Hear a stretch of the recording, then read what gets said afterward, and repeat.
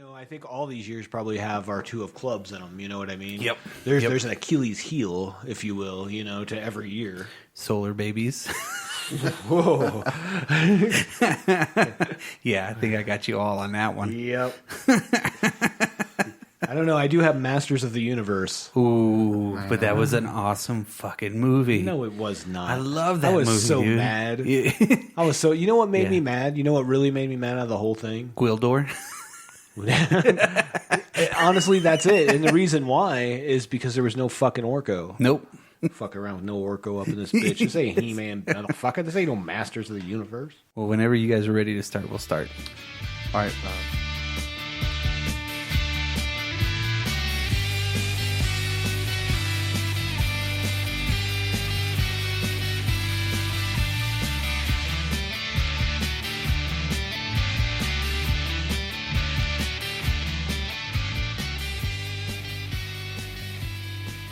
Oh, wait, we got to do the intro, don't we? Oh, do we? Yeah. Yeah, I think Okay. so. Huh? We haven't done an intro yet? No, not yet. I thought you guys had already done that part. Well, I wasn't paying attention. Shit. It's the 80s, ladies and gentlemen. It's Drop the culture. Yeah, it's the Drop Culture Podcast. Podcast, Best of the 80s edition. There you go. Yeah, that's what we can call this one. Best of the 80s. Because we all...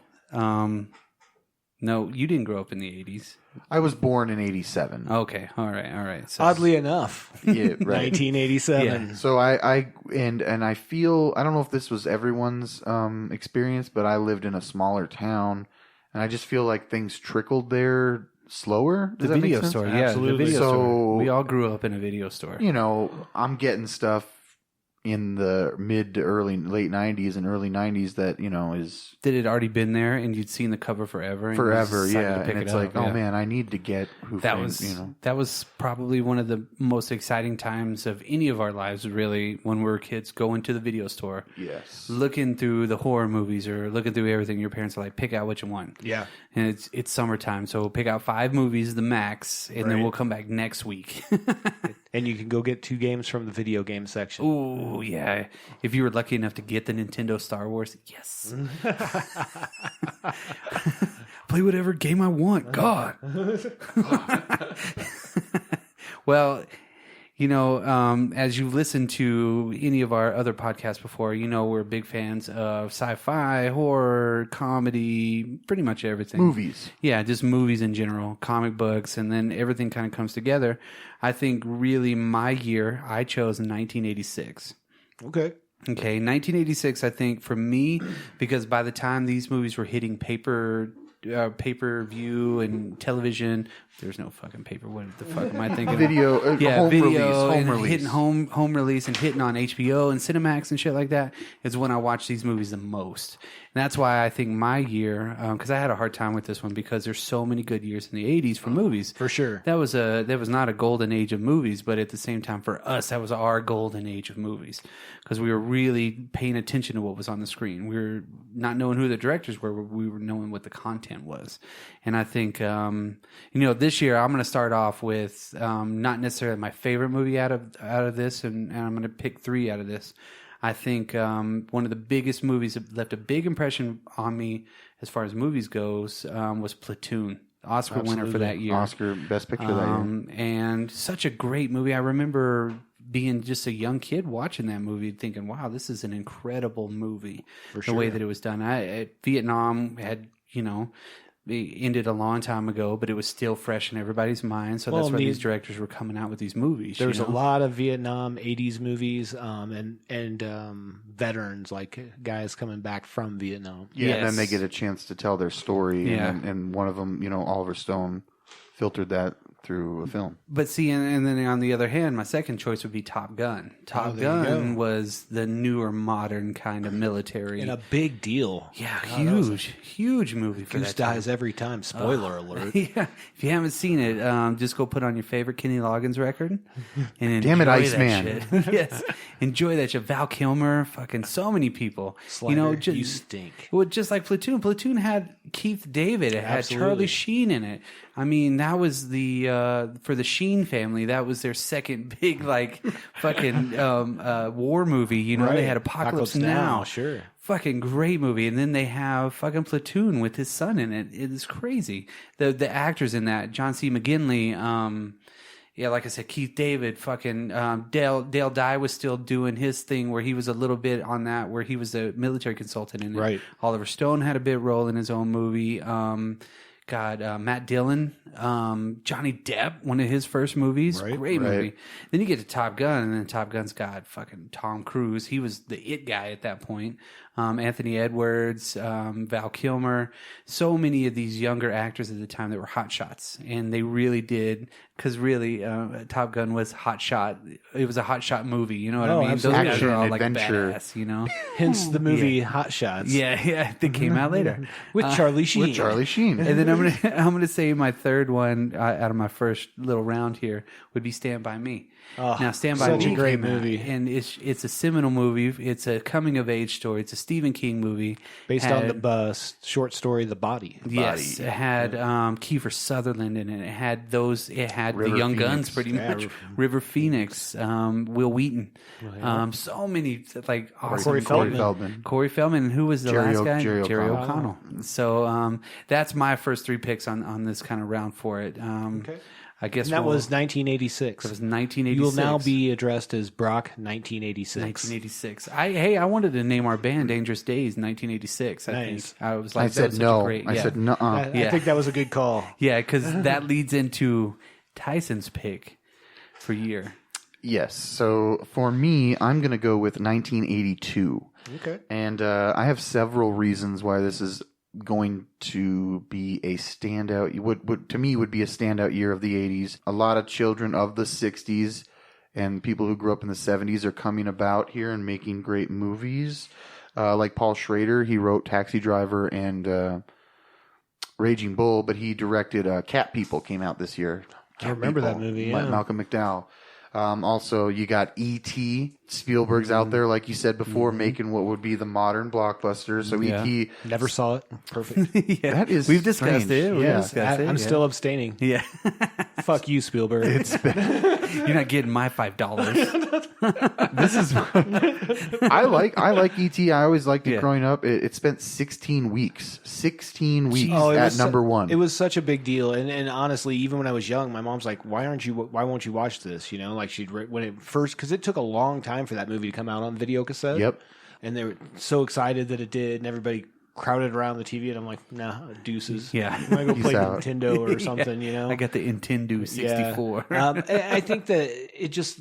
I wasn't into like the cutesy kind of movies at the time. Yeah. You know, It wasn't is my thing. Right. It is. I whatever. would consider it the cutesy family movie, but if you actually watch it, it's about a family going through a divorce. It's Oh, a yeah, of very course. You know what I out, mean? well thought out story, And execution. I love, everything. obviously, I love Spielberg. Yeah. I do. I like that. absolutely. I like It that. has- But yes, this is the popcorn candy kind of selling comfort. Reese's Pieces like a peanut, or Reese's Pieces like a Yeah. motherfucker. Yeah. That's what they. And the video games that were littering, the fucking the Mexico. dumps.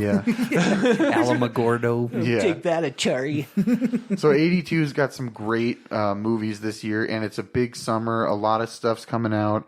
Like I said, E.T.'s going to dominate, though, and it's going to take over some other movies that aren't going to get the spotlight until later, like The Thing. You guys talked about John Carpenter's The Thing. That's been covered to death. You can check it out in the archives. That's right. There you go. Yeah. That's the first part of the Apocalypse trilogy. Or first part of John Carpenter's Apocalypse trilogy, but the effects and the everything that has to be said about that movie, you guys covered that, and that's another great one that came out that year. So for me, in the 80s, it's going to be 1982. When I look at it as a whole, and I look at everything that came out, the dramas, the blockbusters, the action movies, the horror movies, what's being laid down as a foundation here, as effects work is going to come up. And another movie that I'll talk about later that, I'll leave you with a little cliffhanger here as I pass it off to Dan. Another movie that if it wouldn't have been made, we wouldn't have a lot of the animated movies that we have nowadays. So 1982, Tyson. Nice. Well, yeah, it was a cliffhanger. No. All right, Dan. All right. So I chose 1987 And just kind of along the lines of Platoon, I'm going to say Full Metal Jacket. Yes. I don't know what else to say Stanley about Kubrick, that. You can just say it's Stanley Kubrick. It's Full Metal Jacket. It's Done. amazing, right? Done. Yes. Obviously, D'Onofrio. There's some decent actors in it. Jacket. Well, in the camera work when they get out to Nam and stuff, and the sniper battle. Oof. Yeah. I am in a world of shit, Joker. So that would be probably my first one, just because you mentioned Platoon and it kind of in the same vein. I'll go with number 2 is The Untouchables. I watched it not too long ago and was not let down because I watched that documentary about Brian De Palma. And I was like, The Untouchables is on. I'm going to watch it. Great fucking movie. Yeah, it's an awesome De Niro, movie. right? Yeah. It has It has Connery. Sean Connery. But who does Kevin De Niro Costner. play? Kevin Costner, Sean Connery, Robert De Niro as Al Capone. Al Capone. Thank you. Which was the time period for it was just awesome, and the music was bitching. And that scene on the shootout on the stairs. Yes. Absolutely. Yeah, that was That's a the Battleship Chicago way. Potemkin kind of a thing. They drew back all the way back to one of the very first silent blockbuster movies at the time too. And that'd be my 2. Third, we'll go to a different vein of movie. Predator came out. A little movie called Predator. God, those guys are so vascular in that movie. Oh, God. They're just fucking ripped. I mean, as soon as Carl Weathers walked out. Oh, you're like, God. come on. Jeez. You son of a bitch. They got you pushing too many pencils. The problem. Love that there's movie, so dude. many quotes that we could just go off. Yeah. Absolutely. That's a part of my childhood a lot. Yeah. I think for a lot of people, and obviously it spawned a whole universe of its own. Yep. And it franchise, intertwined with my I'm not going to say that one yet. That's because, you know what, that was 1987. And let's kick it over to Brock with 1986. What you got, sir? Okay, now I'm going to go kind of in a different way too, because Blue Velvet came out in 1986. Yes. I didn't Lynch. find that movie until I was I was much older, getting into the Lynchian movies. The whole 17, aspect 18? of it, just fucking crazy. That's how old I was about that time.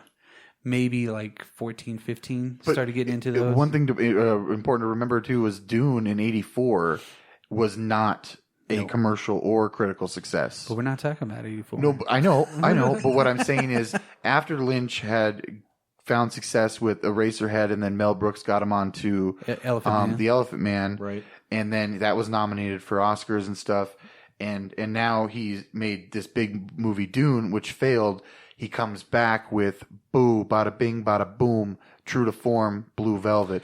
Ooh, I'm slutty. Ooh. Such a crazy fucking movie. God, It is weird. It is. It's one of those two it's a Criterion movie, and I think anything that gets picked for that, I don't know who's on the board of the Criterion collection, but they pick some pretty cool movies. Yeah, they just preserve all of It's a them. good one.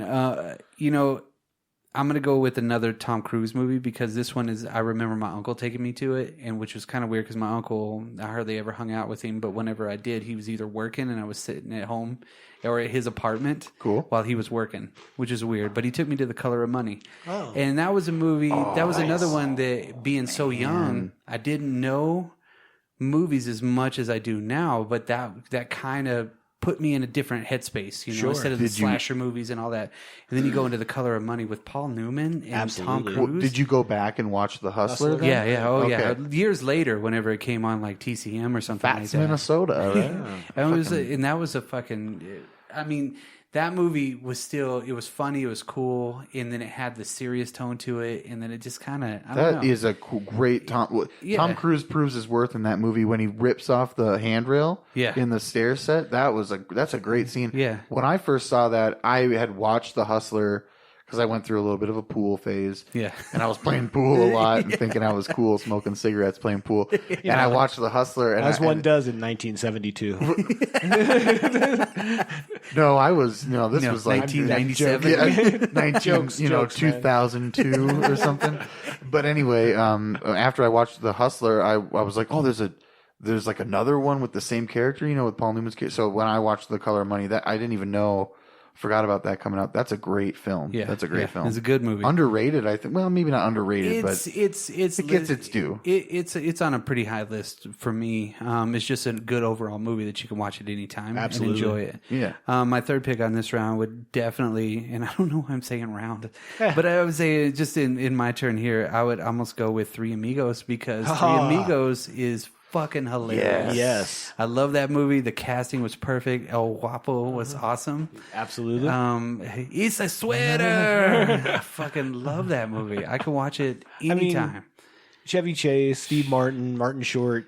How could you go wrong? Isn't there a burning bush too? Oh, yes, yeah, of course. Yeah. So, I mean, the bush how and can the you go wrong? Invisible Man. Yeah.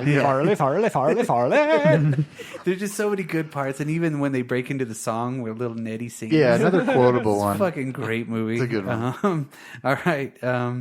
What do you got to talk I also about? saw that in the theater. Yeah, I did too. I got to go see it at the Dollar Theater. Nice. This was another, to kind of go back to what I was saying, this was those movies that came out at the Dollar Theater that I went and saw. And then saw them on like Cinemax and HBO and everything like that. Right after they come out. Yeah, that's the theme. I remember it. Just being like, wow. Dude, I love the old HBO one with, it's kind of in the time I grew up in like the 90s. There were all these little dots. They were like little circles, and then it kind of zoomed out, and they were lights, and then it formed the HBO logo. Yeah, just like the Batman logo from 1989. Yes. Where you're zooming with the opening credits, where you're going around it. Yeah. Another 80s movie, but we're not in 89. We're not in 89 yet. Oh, sorry, guys. Yeah. Let's come back to You guys have deviated. let's come back to 1982 here. Before all this stuff's going around, I want to keep with some of the technical stuff here, just to let you know some of the. I might throw a little more than just 3 in here, just to kind of show you some of the technical stuff that's coming out around this time. So, towards the end of the year, you got Secret of Nymph and the last Unicorn animated movies coming out. At the same time, we have The Thing, which is doing great practical effects that you guys have talked about. And towards the end of the year, you have Dark Crystal. Yep. Yes. Now, the Dark Crystal is going to be a lot of those practical effects in there. And that's going to set the stage for The Labyrinth that's going to come out later. In what year? Wasn't Henson involved in that? Yes. Yeah. And Frank Oz, I believe, directed it, if I'm not mistaken. Yeah. Which the new series is coming out. And that's what I wanted to tie back in. Even nowadays, we're circling back to this Dark Crystal series that's coming out on Netflix here soon. Yeah. And another one of the great ones that gets a lot of credit now, but at the time didn't. And it, to me, had a lot of great practical effects, visual effects, Blade Runner. Yep. Absolutely. And Blade Runner is a cult classic. People are going to love that. That also had a sequel come out in 2017 here. So also tying in now. But just one of the last movies where you're getting true in-camera optical effects. And there is a great documentary on that. But there's also a great band that's named after. Oh, yeah. It's kind of like the times we're living in. Isn't it called Dangerous Dangerous Days? Days, Don't they do this theme Wait, song for I have us? a couple candles. Hey, Yeah. Those are Dangerous good Days. guys. You know, I really like those guys. They're Pretty swell. good band. Yeah. I enjoyed their music. It's pretty So- Isn't one of them a geologist? Yeah, I think so. Yeah. He rocks. I mean, I think I saw them at the Mariner, and they rocked my fucking socks off. Well, yeah, knocked your rocks off. Yeah, something. Oh, So, in addition to a couple other movies I'll point out that are in 82, so we're coming out of the 70s, and I always feel that when you come out of a decade, there's a little bit of a lingering taste when you're in when you're in like, you know, when you're in 1990, you're still coming out of the 80s. When you're in 1980, you're still coming out of the 70s. But we're really pushing some boundaries here with the special effects, not the visual effects, special effects, stuff in camera, physical effects here. You got things like the Dark Crystal. You got things like Blade Runner with sets and mats and in-house optical effects. Things like The Thing, John Carpenter's The Thing. Absolutely. With help me out here, Rob Bottin. Rob Bottin's practical effects. So yeah, 1982. I'm trying to say what I'm saying. I'm saying that things are picking up here in the beginning of the 80s. Yes. And we're getting to things that are allowed to happen in 85, 86, Because they can absolutely. physically 87. see those things now. They can do them. And better computer than they could in the effects are 70s, starting to evolve. You know what I mean? So we get to 87. That's right. So kind of staying, I heard somebody, we were talking about Mel Brooks, the Elephant Man, right? Mm-hmm. We're going to go with Spaceballs. Oh, one of my, got to be in my top 10. Yes. Just a great movie. Another one of those super quotable, kind of in the same vein of Three Amigos almost. We ain't as found far as that shit. goes. That's right. We ain't found shit. Best part of the whole movie. Find anything yet?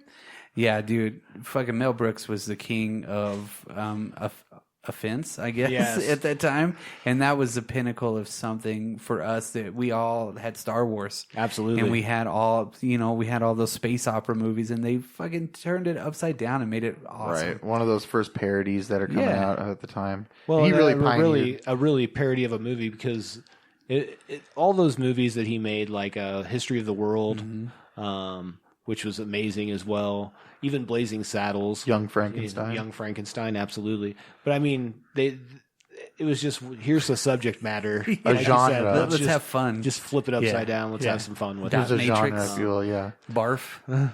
God. Oh man, I think that movie it's definitely in my background, I guess, and I think that might be why I always associate RVs with spaceships.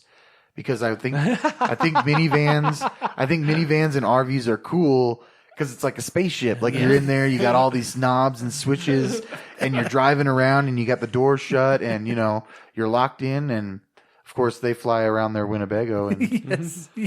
I actually saw this movie in the theater, and there was a tornado outside the theater. Oh my goodness! And the power went out for like I don't know. God, 2 or 3 minutes. I've seen it twice now.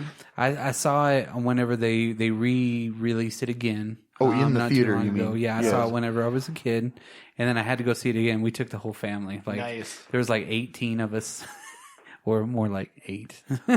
Continuing in that vein, just because 87 was it's a really well-rounded year. Yes. There's a lot of really good movies that came out. But staying in that comedy vein, some good people that came out that year too. Good Morning Vietnam. Oh, which is kind of a comedy dramedy. Yeah. It was one of the very first of Robin Williams turns into more. He had done some dramas before that, of course. Yeah, but a more this one- straight-laced Yeah, this role, one yeah. was more. It was just a great movie, But too. still Robin Williams, still pushing the boundaries of whatever it was. That's just always the character he plays. Yeah. But a great movie. And then I don't know. I feel like we haven't really. You talked about The Thing. Prince of Darkness came out this year. I'm not going to talk about that. We've beat that to death. Yeah. Check it out in the archives. But in the horror vein, Hellraiser came out. Ooh, that first Hellraiser movie is freaky, dude. Absolutely. It's not scary to me. It's just unsettling. Movies don't scare Exactly. me. It's just weird. It's just, And I think that's the point, though. It's kind of like we always talk about the Lovecraftian. Yes. Where it's so odd. Yeah. You're like, But it's just unusual. Yeah, The dude sitting in the fucking... but it again spawned how many movies? You know, Hellraiser 54. yeah. I think there's Hellraiser like in 5 or space. 6 5 now. or 6 now. Yeah. Then they got the new one that looks like a Cabbage Patch Kid. I'm not totally familiar with that one. Yeah, it's like Hellbound or something. And they've talked about that was part rebooting. 2. Ooh, that was part 2. Yeah. They've talked about rebooting that for years. Even Clive Barker's tried to maybe do it again. A great idea, completely different. I feel that sometimes there's Do certain, something else. Yeah. I mean, start over, but Maybe those leave things them the just way make they me are. uncomfortable. The Cenobites and stuff. They just. Yeah. I mean, I'll read about them and stuff and look at them, but fuck, man, that's just weird. when they got Well, to Clive this, Barker's got that bind, though. Yeah. it's like that SM, like the sexual, like leather, and then violence. I don't know. It just makes me. when one of the Cenobites in one of the movies got to where he had CDs implanted in him, Yeah, as a yeah. DJ, That's like the and he third would one. throw those. I was like, what the Yeah, fuck? I, That's didn't, cool. I think I only watched Hellraiser and Hellraiser 2. Yeah. That's the second one is cool. The second one's pretty good. And the second one's It's the a bad, take on. But the first one, in my opinion. But it started. It started the. first one, definitely seminal. Got you into some weird stuff. Yeah, absolutely. So I thought we should throw some horror in there, a little more. Yeah. If, So over if to we you. want to, Oh, go ahead. if we want to stay, I mean, we can circle back to 1982 here real quick. If we want to stay with the horror and the special effects thing. Now, this one didn't do great at the time, but Wes Craven directed Swamp Thing, released in 1982. Andrea Barbeau. Adrian Barbeau. Don't you mess that name up. Sorry. I'm familiar. There is a cut of this movie where you can see her boobies full on. Wow. It came What out. movie you can't She was see? married to John Carpenter. Yeah. And also played the voice of the computer in the Wizard thing. Chimp, Yeah. She was a big thing back in the 80s. Yeah. Still, Is she in the got a sequel couple. too, or no? No. That was Heather Locklear. Okay. Yeah. Yeah. That's different. But that guy was in a suit. She was in Fall you know? Guy. Yeah. What was it called? Fall Guy? Guy. Lee Majors. Oh boy. Oh, Lee Majors. Oh, nice. You're talking 1982, man. Yeah. I mean, As a Swamp, I mean, I've read a few Swamp Thing. I know Brock, you're a big Swamp Thing fan. Of course. The movie's not a great adaptation per se. it's so but it, bad. But it I does love have the little pig guy, though. yeah. It's so fucking Yeah. bad. They're all bad. And there's like lots of scenes where they're on the Louisiana They're just freaking running. the boats. The boat. What are those? The half Airboats. of the movie is Adrian Barbeau running, like going to get a Coke or some Well, shit. Of course. yeah. Dude, if with you're going to the make a gas movie, station. With did you Adrian not? They Barbeau, made a yeah. whole series called Baywatch of Yeah. just girls running on the beach. in red. I can Drink see. Coke. Drink Coke. Yeah, and then the little Coca-Cola. kid that's running the store all by himself in that movie. Yeah, yeah. They're throwing grenades at him, and he's like, "It's fucking That's shitty." terrible. But it's important to remember that they tried, Yeah. and they did put a man in a suit. They did put a man in the suit. They get a gold star for that one. Well, Wes Craven wrote, I believe, and directed it, and Yeah. it's in '82. It's coming out there with all the other effects movies. They tried. They made Yeah, a sequel to it, I believe, '89. That came out, it was a man in a suit at that point, but it's still, and that ties back with what's going on now. There's a Swamp Thing TV series. They've tried to get him in movies for years. Yeah, but yeah. He's the only character in any comics that has had a comic in production, a TV show in production, and a movie in production, and a cartoon in production at the exact same time. Other There's- than Batman, maybe. Nope, no. not at the same time. Well, I mean, there was an animated series while they're developing a sequel to Batman No, Returns. production, release, everything. Like Swamp Thing is Like the it only was, one to do was coming. Everything was converging at the same They time must And have planned it that way. That was Swamp Thing 2. Yeah, they must have planned that. because of the success of Swamp Thing. Yeah, Right. because it was so great. Yeah. Well, I mean, I'm sure they're trying to sell toys, comics, and Well, they didn't have any animated Swamp Thing toys until Yeah. like the 90s. It and really fucking sucked. yeah. Well, it wasn't a push like it is. No. You know, like No, it really no. became in the 90s, 2000s. Yeah. That's after the when it- Turtles. Yeah. Because that's what they were. Yeah. That's why the pizza's there is to sell it, Well, and He-Man, really, Yeah. I guess. and in that the was all. 80s. Yeah, and that was Yeah. all created to sell the toys. Yeah. and that became its own thing. But Yeah. Yeah. let me keep going here in '82. You know, just to throw out some other things in the genre field, you got with the horror and Swamp Things, got the effects and stuff. Creep Show. Yes. Creep Show is out in '82. The first Creep Show, literally, basically an EC comic on the screen. Stephen King's in there. George Romero is He directed it. Yeah. directing it. Yep. Yep. You got Ted Danson. My favorite one is the Crate. Yeah. Yes, that's my yes. favorite little You know story. who? You know who else is in that movie too? Adrian Barbeau. Right. I knew Bringing you were it back. Yep. Thank Dramatic. You. Thank you. And just a real Pause. quick, not to turn it back to 1987, but that's when Creep Show 2 came out. Yep. Yep. And that one actually has my favorite of all the Creep Show segments, Raft. The Raft. Thank Yes. you, Brock. Yes. Love The Raft. When I first saw it, my friend had a VHS, tape copy of this movie, and I believe I just stole it from him because I love The Raft so much. I just have it and watch The Raft all the time. I love Yeah. that one. It was so weird. and out Tyson's of- untrustworthy. Yeah. Well, you no, know I- what? You skipped me, you son of a bitch. No, I know. I circled back. Okay, okay. He was playing Uno. He threw down the reverse card. Yeah. Son of a bitch. We went this way. So Draw 4. I'm saying 82. I'm sticking with kind of the genre that we're in. You got the Creep Show with the horror. Another really cool one, Poltergeist. That was a great movie. Toby Hooper. Toby Hooper direct. The We all, effects but in that one are was a great still movie. incredible. yeah, to see, this day. staying with the special effects. In the end, spoiler alert if you haven't seen Poltergeist, when the house actually spins into oblivion or whatever, into the hole, they had this model home and they had wires on it and they had guys pull it in the opposite direction to make it spin, and they just blasted it with shotguns with buckshot in it. And I think also the skeletons in there too were real. Supposedly the skeletons were real. Well, obviously, you've probably seen the documentary about those movies and the little girl Right. and all Yeah. that. So, Yeah. I mean, Cursed, Yeah. supposedly, Yeah. whatever. Yeah. But the special effects at the time were awesome. I love this movie because it's a PG horror movie that you don't get a lot anymore. Yeah. Well, it was scary as fuck. Did you guys see the new one? With Sam Rockwell? Oh, it was the most terrible thing. It wasn't the most terrible No, thing. it was the most terrible. It was like... Because I was at a drive-in, and you know how they do 2 movies? Mm-hmm. I don't know what we watched the first time. Jurassic World. Oh. And that was a cool one. The next movie was like Pitch Perfect. I'm like, I'm not, no. And I was like, we were all together, the whole fam, and I'm like, I'm not doing this. So we drove over to the other one, and we watched Poltergeist.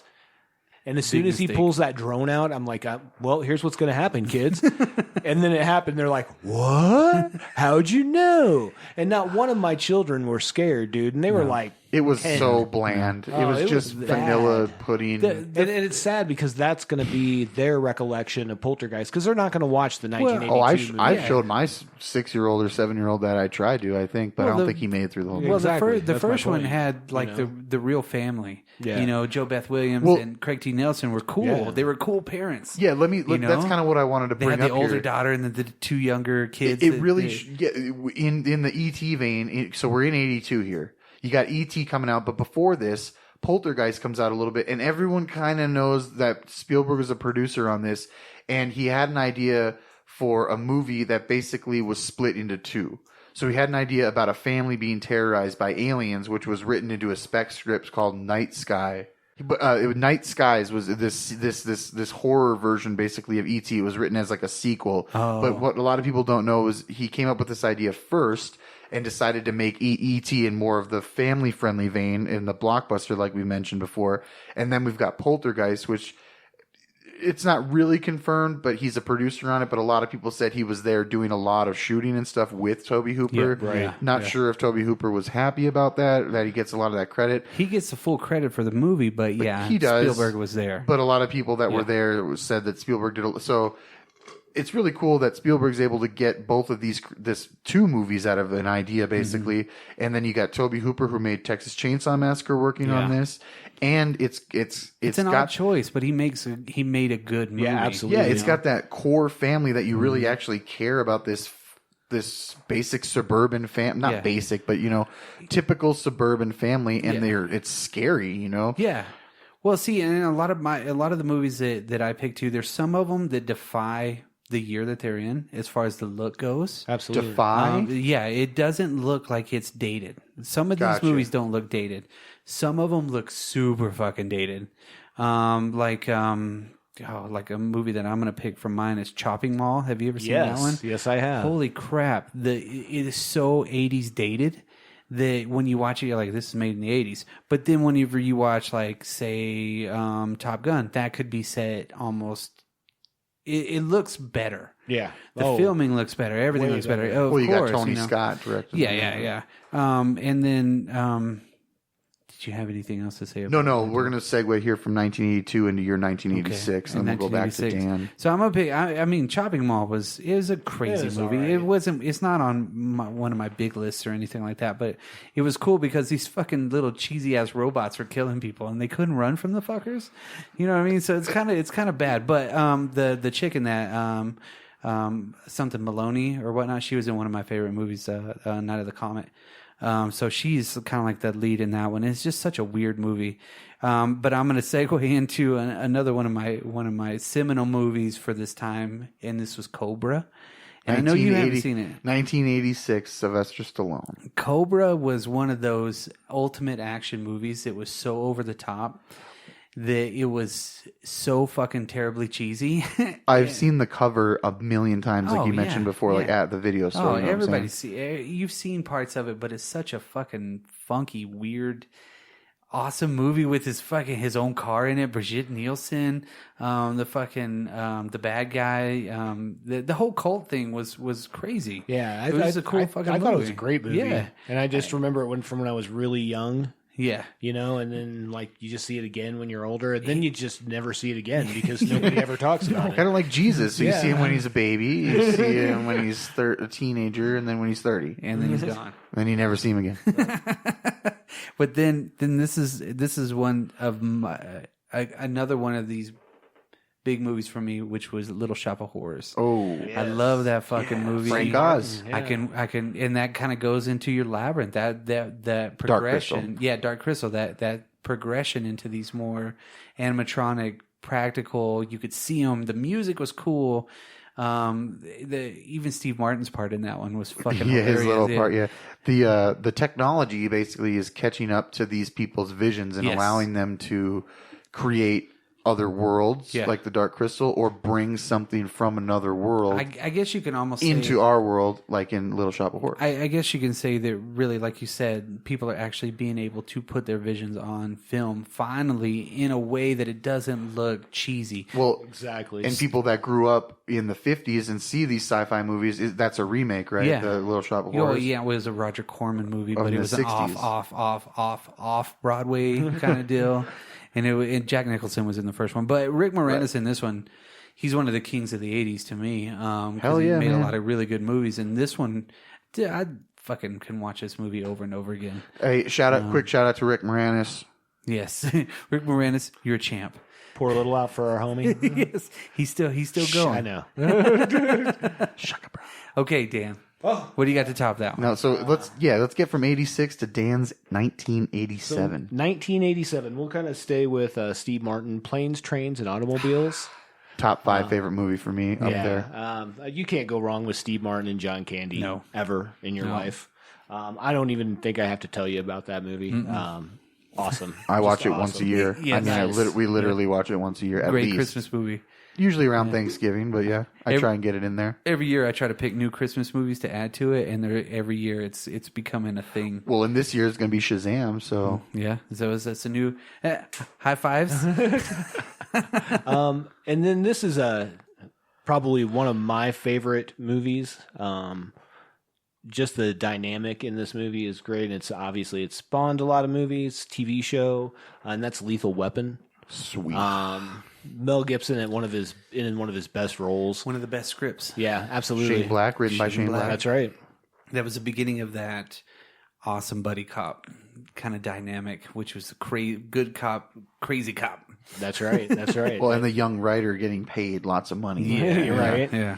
And then Gary Busey is the bad guy. I mean, how could you go wrong with those teeth? Yeah. Yeah. I like it when they stop at the end and they're like, let them fight it out. And the one of the Gracies actually did all the fight coordination on that, which was awesome. And enlighten me here. Hoist Gracie, you know who that is? He was a UFC champion when UFC first fighter. started. Okay, His whole family is a Brazilian Jiu-Jitsu master. An MMA fighter. They have their own style of Brazilian Jiu-Jitsu. Cool. And I believe it was his older brother. I might be wrong. Could be his like 10 uncle or something, but it's a big family. Actually did all the fight coordination for this movie. Wow. Yeah, especially in that end spot. That end fight. Yeah, let them work it out, guys. Let them work it out. Just they're good. Yeah, I mean, we don't need to follow procedure here. Just let them do it. Yeah. And then he does the classic Shane Black, the bad guy comes back. Yeah. And they're like... And then number 3, the Coen brothers, Raising Arizona. Oh, man. Old Nick Cage. I'm a big Coen Brothers fan over here. Yeah. Yeah. Well, and I would say that's Nick Cage in his heyday, too, you know? Well, right around that time. Yeah. Yeah. There's so many... John Goodman. There's so many awesome character in that movie. Yeah. Oh, my God, dude. What's his name? Who is William Forsythe? Yeah. It's so funny when they're coming out of the bottom and he grabs him by the foot and they're yelling when they're coming out when they're covered in mud. I fucking love and it's that raining movie. on them and stuff. And then it just cuts and they're all dirty inside of like a car. Yeah, they're all dirty, but their face is clean and they're putting in pomade in their hair. And he's like, give me that. Fuck? Give me some more of that. And he like puts like way more. They leave the baby on the car, the fucking bad guy. Dude, I love that movie. That's he's like out of a dream, the demon on the bike or whatever. Yeah. But he's got the little Roadrunner tattoo, just like he does. You're like, what?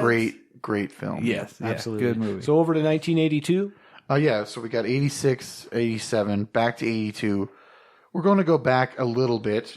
I think a lot of another set of genre movies that are coming out right around this time in May, just before E.T. hits, you got Conan the Barbarian. There you go. Yeah. Written by Oliver Stone, tying back to your 1986. Mm-hmm. He's just getting he's been in Hollywood for a while there, but he's wrote the screenplay, And this movie, I think, is the best Conan adaptation that we have. I know that you're a fan of Conan there, Brock. The best sword and sorcery movie of all time. Another one that came out this year. And it spawned so many... The Sword and the Sorcerer came out this year. Another ripoff. Dude, it spawned so many really bad sword and sorcery movies. Like Darkstalker and fucking I saw one movie I was watching the other night with Kang from Kung Fu in it. Well, what's his name? Bill. From Kill Bill. Yeah, he was in it, and I was like... Oh, David Carradine? Yeah, it was so fucking shitty. And Conan really hits it all because John Milius is the fucking man. Dude, yes. He has got some of the greatest just man movies. And that's giving Arnold at the time a good launching pad, because then you're going to get things like... In 87, you're going to get The Predator and Running Man. And that begun. Spoiler alert for 87. Yeah, man. But yeah, you're going to get... I'm sorry, but you're going to get all through the 80s here. Through the 80s here, you're going to get an Arnold... that run. You're going to Think get about those years. Absolutely. 5 years of run. For sure. Arnold. Oh. Commando and shit, Jeez. Jeez. Jeez, Tyson. So yeah, and Beastmaster came out this year too. So you got another kind of that fantasy thing. But another one in this kind of genre. I liked Beastmaster. Yeah. It's a cool movie. Every movie when I was a kid, Yeah, every movie's going to have its special place, even if it's Beastmaster. Eyes of a Hawk. Another important one that came out this year. Yeah. Strength of the bear. Another important one that came out this year. If it weren't for Fury Road, this would be my favorite one, The Road Warrior. Absolutely. Yeah. Original title, Mad Max 2, but Mad Max was only limited released in, the U.S. Yep. So this is actually out in Australia in late 81. So I don't know if that really counts, but it did open. It opened in the U.S. It opened in the U.S. Yeah. Can you say high octane movie? Yes. Yeah, dude. If you don't see any Mad Max movie, this one is the one to see. There's actually a scene in the movie where the stuntman broke his leg. It's the take is still in the movie. Wow. It's when the guy goes head over heel and cartwheels over, getting hit by one of the cars in the last end sequence. Dude, so many people got hurt in those movies just because they were Just so walk fucking away. everywhere. Yeah. Just walk away. Just walk away. It's in that S&M vein too. He It's does have weird. that kind of like post-apocalyptic S&M. You can watch humongous. You can watch that and in Hellraiser. Hellraiser, yeah. Great time, huh? But dude, as far as 82 goes, you got all these movies coming out: The Road Warrior, The Thing, Blade Runner, Conan, E.T. I mean, well, let's not put E.T. in there. No. but another What one. if E.T. came down? Oh, there's a mashup movie right there. E.T. versus the Road Warrior, and he's like trying to get him to his spaceship, and there's no gasoline anywhere. Oh, gasoline. I bet they'll sell a lot of Reese's Pieces. Oh my god. Yeah, because he can't live on anything else, That's right? right. And no dinky do, whatever that fucking dinky dye, dog food and shit. Yeah. In That the he second feeds to the in the pilot. Road Warrior, Yeah. And a lot of people consider that one to be the better, because the first Mad Max is definitely a low budget movie that has a high concept. Yeah, that Ozploitation Yeah, shit yeah. was And this one, fucking outrageous. This one really executed it, and then we don't have to have Well, if you knew the story from the first Tina one, Turner. and then fuck that, because that movie was awesome. Remember this, too. Captain Walker. Remember this, Mrs. Walker. That was a great movie too. Come on, 2-man enter, one man lead. leads. Okay, Beyond Thunderdome. Thunderdome is all right, but I prefer the Road Warrior, Yeah. and the fact that it's I think that, to your point, Road Warrior is really what brought that franchise And that to was- America. Sure. Yeah. You Yep, know, 'cause and this is- that was a lot of folks' first time seeing that. You Mel know, Gibson. had no idea that Mad Max even Yeah. existed. another tie into your 87 there, Mel Gibson. Mel Gibson. Mel But this is Gibson before that. was starting in the early part of the 80s. Yep. This is before everybody knew he was a racist. Yeah, and just 20 whole years. took a while.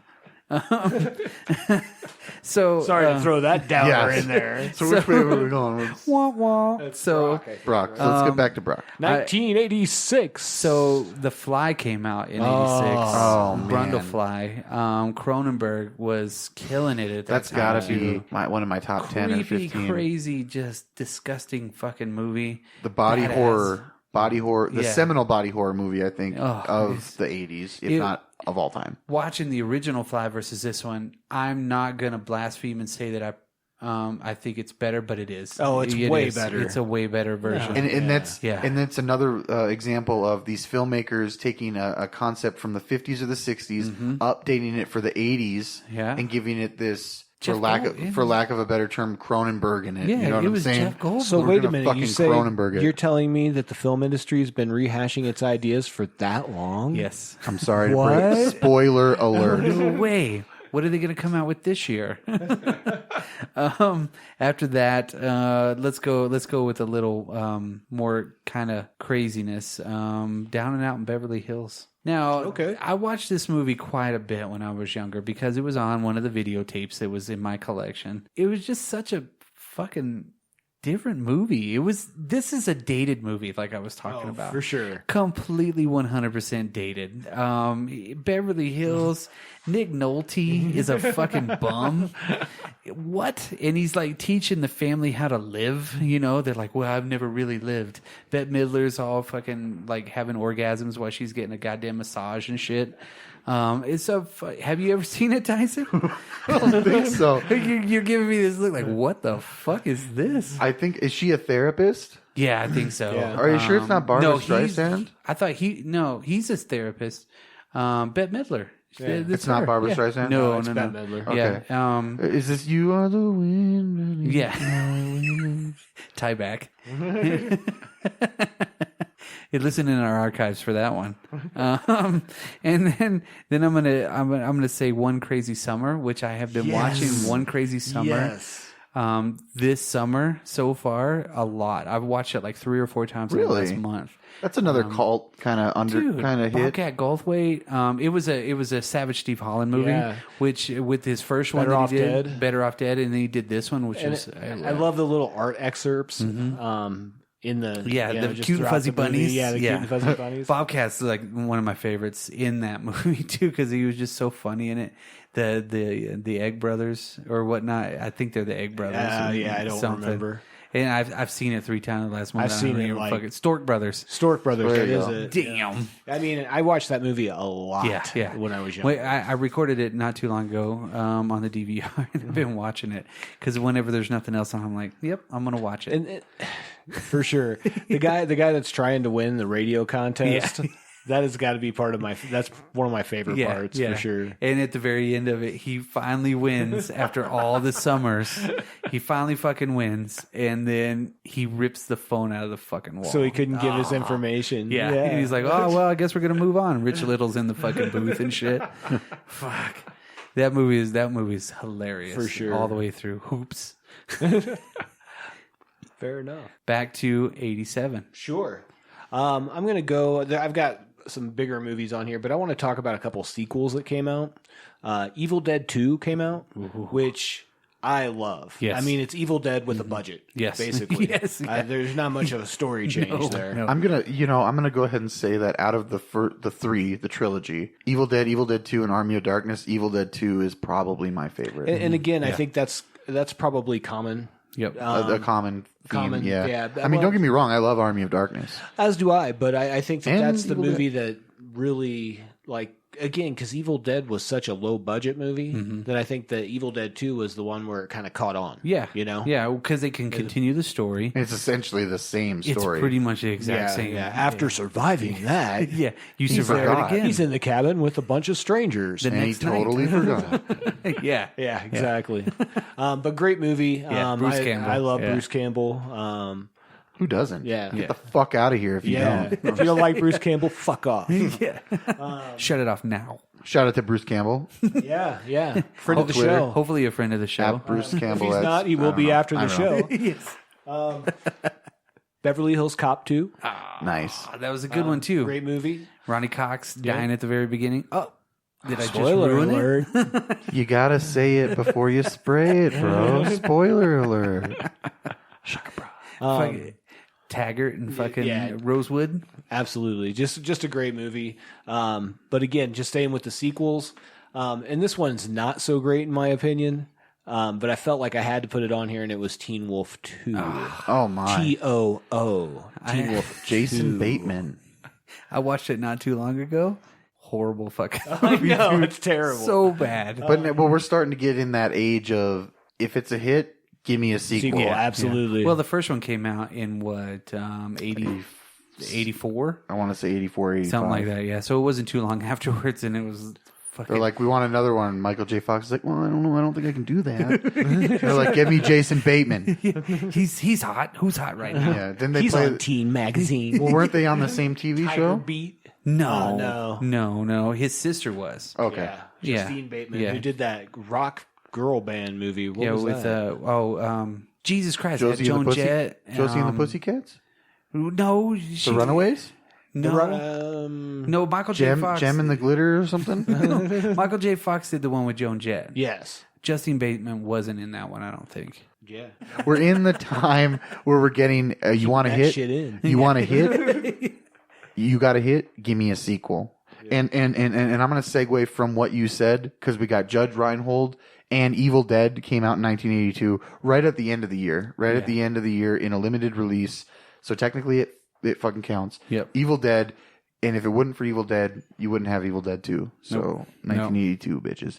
But Evil Dead's coming out in 1982. Judge Reinhold is also in Fast Times at Ridgemont High. Yep. Absolutely. Yep. That's a great movie. Good cult classic. Good real. Dated. It is a little dated. Dated. Because of some of the themes might not be PC, I guess, for a lot of people nowadays.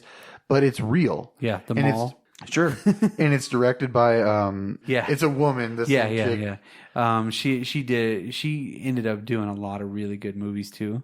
That was a big cast too. Mick Damone. Yeah. It had Forrest Whitaker in it. Sean Penn. Sean Penn. That's kind of started a big part of his career. Absolutely. Who was the teacher? The older guy. He was funny. He's been in a lot of stuff. There's Ray Walston. Yeah, there's a lot. Amy. It was Fast Times at Ridgemont High was directed by Amy Heckerling. Yep. She would go on to direct Clueless and other things. But so in this year, with Judge Reinhold, you got Fast Times at Ridgemont High. That's a good hit. Absolutely. That's a big one that a lot of people really like. You got The Evil Dead, 1982, right on the cusp of the year, tying back into the year 1987 with Evil Dead 2. But this year, you also have Rocky 3. And Rocky 3 is going to be the first one that gives you Hulk Hogan. No. It gives you. That's the first one that gives you Hulk Hogan. But what I'm thinking is The Eye of the Tiger. Ooh. Oh yeah. Yeah. So that's going to be in the popular zeitgeist. Yep. It's always going to be not my favorite Survivor song for a Rocky movie. What? Oh. What? What was it? In the Burning Heart from Rocky 4, son. Let's go back to 1987 here real quick for you. And what were you going to say? Oh no, I was exactly. When Teen Wolf 2, what was the answer? No, all I was going to say was that Justine Bateman, the movie was called Satisfaction, and you know who was the club owner in that movie? Liam Neeson. Oh, dang. Yeah. He was also in Darkman? the Deadpool. Oh, with Jim Carrey. Yeah. And Clint Eastwood. It was a Eastwood. Dirty Harry movie. Yeah.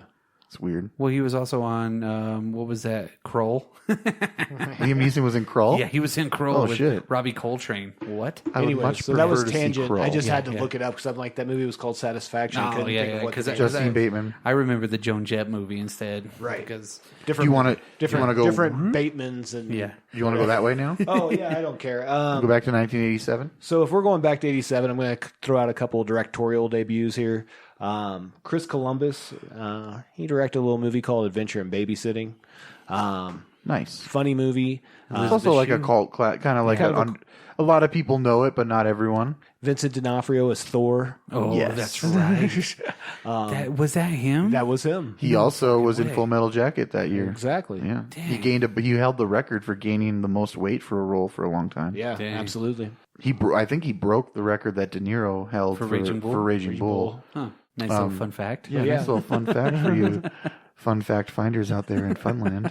But you would know Chris Columbus, obviously, Home Alone, the Harry Potter movies, Percy Jackson. Yeah, the first two. And then another little guy, you guys might have heard of this fella, Peter Jackson, did a little horror movie called Bad Taste.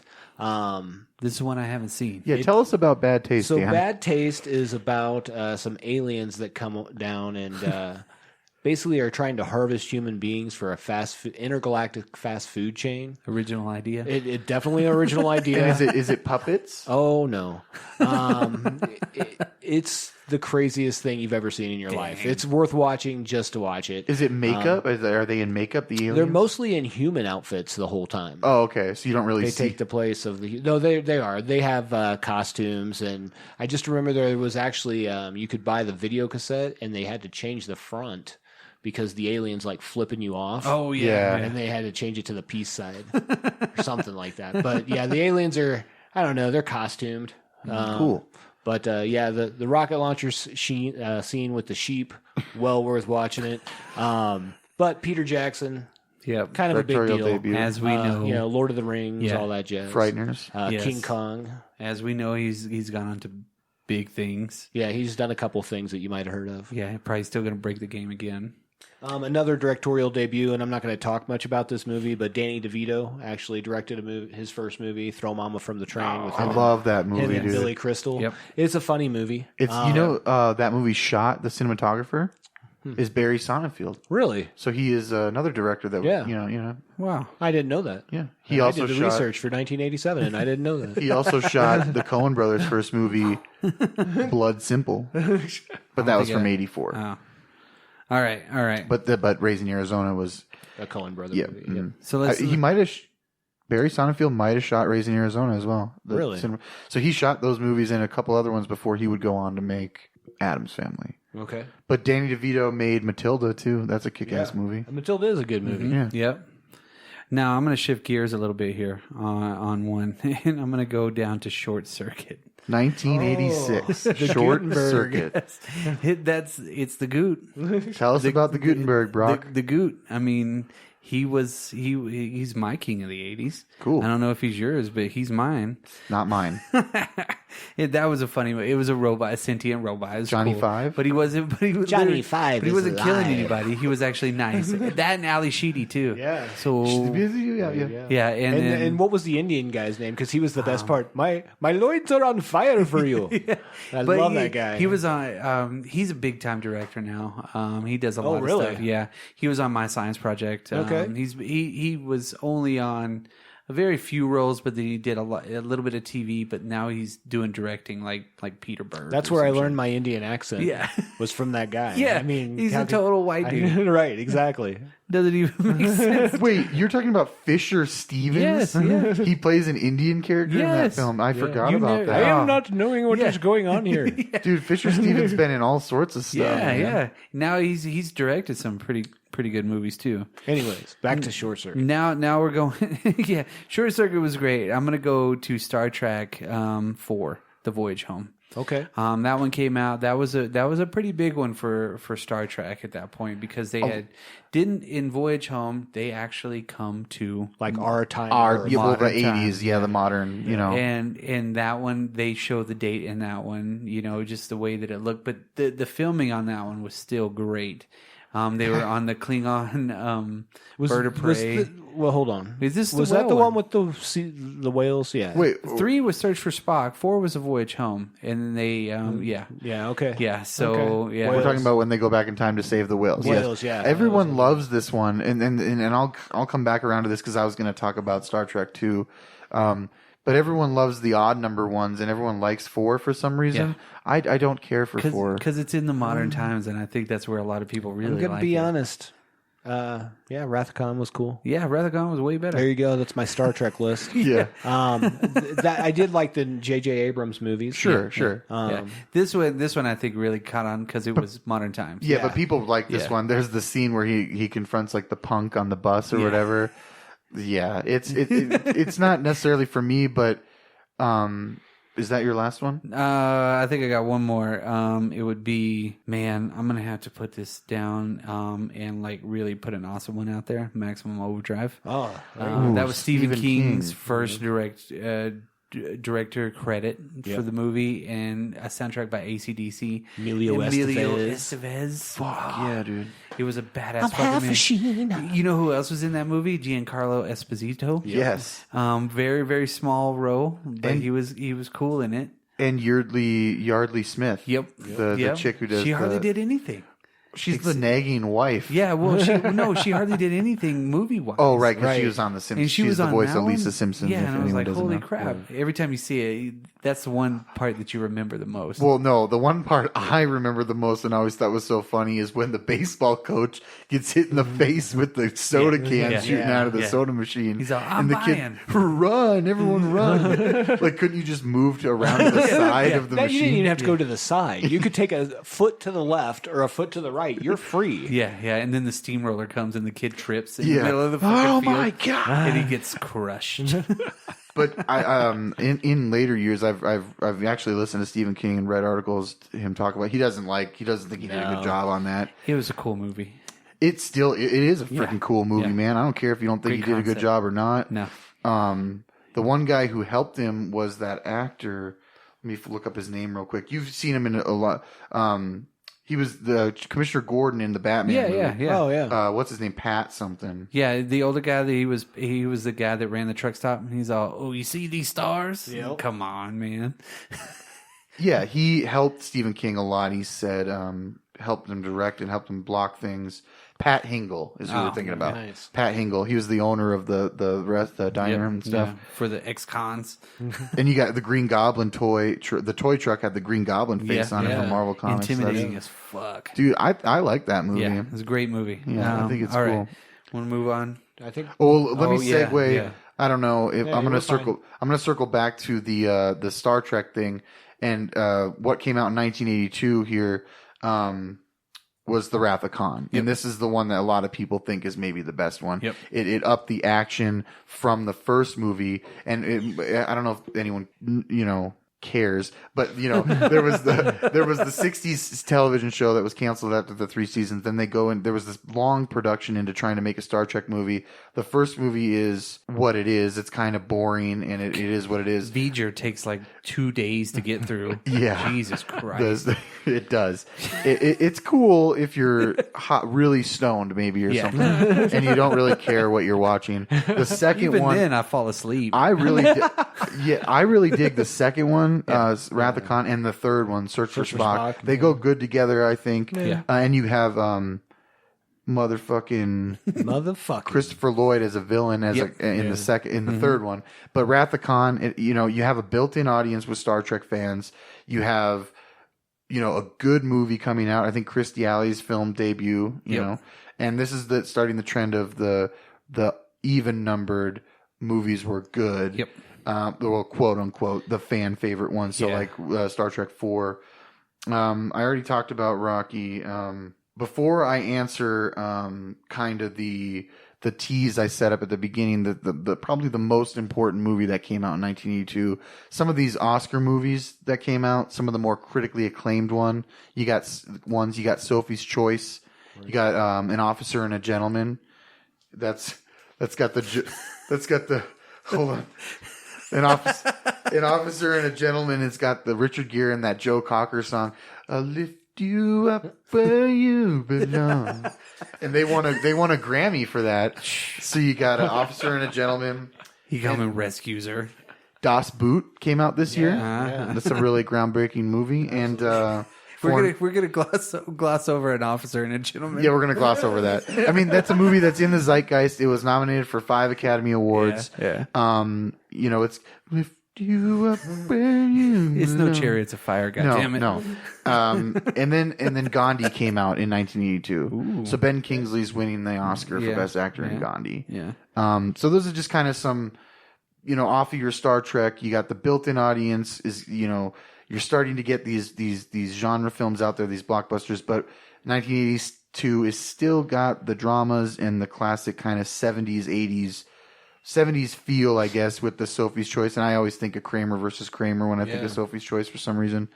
And, Gandhi, Officer and Gentleman.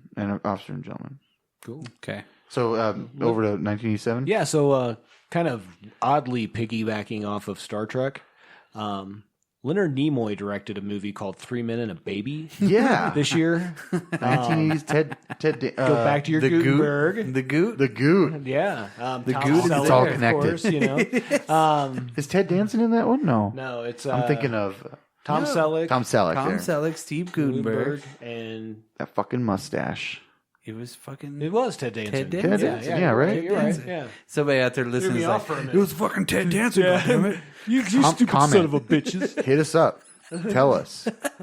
Tell us. That was a funny movie. It's not for me. It's not one. I know, like my don't wanna wife watch loves it. She thinks it's a hilarious movie, and that's cool. And I think a lot of people do. But I just thought that I would throw it out there because Leonard Nimoy directed it. Yeah, and it was a hell of a movie though. It was a big time movie at that time. Absolutely, and I'll tell you I'm sorry. No, it's just one of those movies that's like in the popular culture, in the everyone knows it has that ghost story where the cardboard's in the background or whatever. One of the movies that I don't know that this is one of the more popular movies, but it was a big deal when it came out. I remember The Witches of Eastwick. So you had Jack Nicholson, Michelle Pfeiffer, Susan Sarandon, Cher. Oh, real quick to interrupt, Michelle Pfeiffer's debut movie, 1982, Grease 2. Oh, no one cares, but wasn't Russell Crowe in that as well? I don't know. Somebody look that up. All right. Anyways, but yeah, Michelle Pfeiffer was The Witches of Eastwick is a pretty cool movie. Yeah, and I kind of put that in I couldn't put that in. It was like a comedy horror drama. Yeah, sure. You know, so there was a lot going on in that. But probably, and I'm just going to throw this out here because I know this is one of Brock's favorite movies, RoboCop. Oh, dude, it's one of my top 10 favorite movies as well. I love it. I love the dystopian world. I love the satire, the violence. Buy that for $1. The violence. I'd buy that for $1. The fucking violence in that movie. Love it. Ultra violence. Yep. It is beyond violent. That's one of those movies that I believe. I don't think Russell Crowe's in that movie. No. Who's the guy? I don't know. I got you. But RoboCop, that's one of those movies that I saw at a very young age that I probably shouldn't have. No. But if you get the extended cut, you can actually see more of the Peter Weller's death. Yeah, he studied mime to do that, all the work. Dude, the movies that he picked were so calculated. I believe so yeah. good. Yeah. And this one was just such a outrageous idea. You talked about that in the archives, Buckaroo Banzai? Yeah, come on. I mean, a robot cop? I mean, who the fuck? On paper, it could sound silly. It does. I believe I mean, it sounds ridiculous. Well, it's the 80s, and it's Paul Verhoeven, and it was written, Ed Neumeyer wrote that, and it was very... But it's tongue-in-cheek kind of. It is. The execution is great. Yes. He meant that scene where Peter Weller's character when Murphy gets killed is kind of like Jesus' crucifixion. He had all these these thoughts into it, and deep has one of the best on-screen deaths in a movie ever. Once one of the thugs is covered in toxic waste and melting to his bones. And he explodes. He is then hit by a police car and splatters and explodes all over it.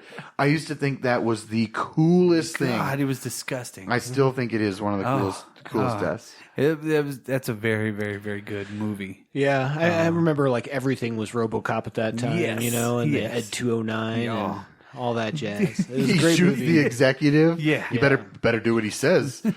Okay. Here you go. And that wasn't Russell Crowe. It was Maxwell Caulfield is who I was thinking of. Is he Australian too? British. British. Okay. Okay. Same thing. Grease 2. No one fucking cares. But that was Michelle Pfeiffer's debut. My sister did when I was a little kid, and we had to watch that damn movie. And I mean, Michelle Pfeiffer, she rules. So she's gone on to do some great things. Yeah, absolutely. Let's see, where are we at? My turn? No, wait, 87. RoboCop. Anything else over there before we? I think that was it for this round or whatever. Okay. I'm going to start off with Highlander. Because Highlander was another... It's the film on this one, the way that it looks, the way that it feels when you watch this one is so... This one could be... You could put this in any time frame. And I think with the right filming and everything, it would look the same. I think it's a great movie, great concept. There can be only one. Eons of people. Whenever they got to Highlander 2, yeah, Is it an original idea, or is it based on a book or anything, or is it it's an original 80s idea? I think it's an original idea. Because it spawned sequels and the TV show, Absolutely.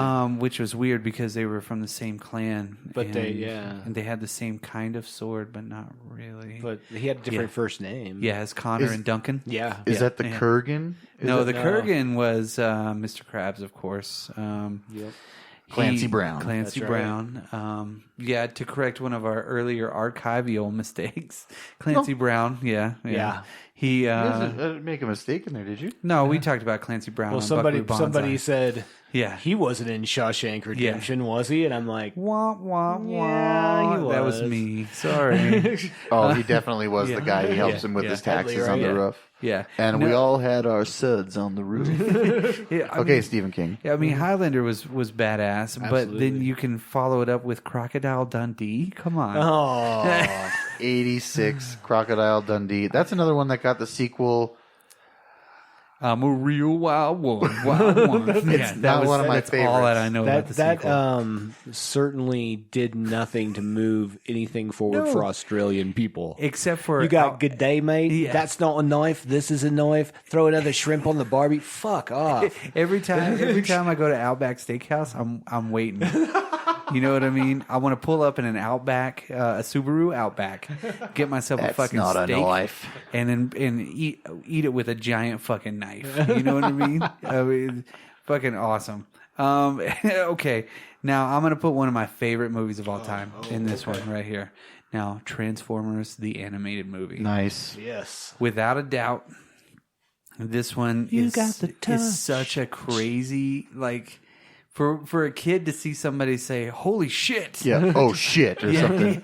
Open. Damn it. Open. Yeah. Robert Stack. Robert Stack. So many cool people in this movie, too. Optimus Orson Prime Welles. dies. Orson Orson Welles. That Welles, was his Neil last Breen. movie. Yeah. And and that was the shocker, right? Is that Optimus Prime dies or not right away, but he dies. He dies. Out of the Hasbro movies, they only released this one in theaters. And when he died, they decided to change the G.I. Joe movie because of this. Right, because Duke was supposed to die, correct? Yeah, Duke was Instead, supposed he to just die. got wounded. Yeah. And he was like in a coma or something. Transformers the movie is one of those Eric movies. Idle.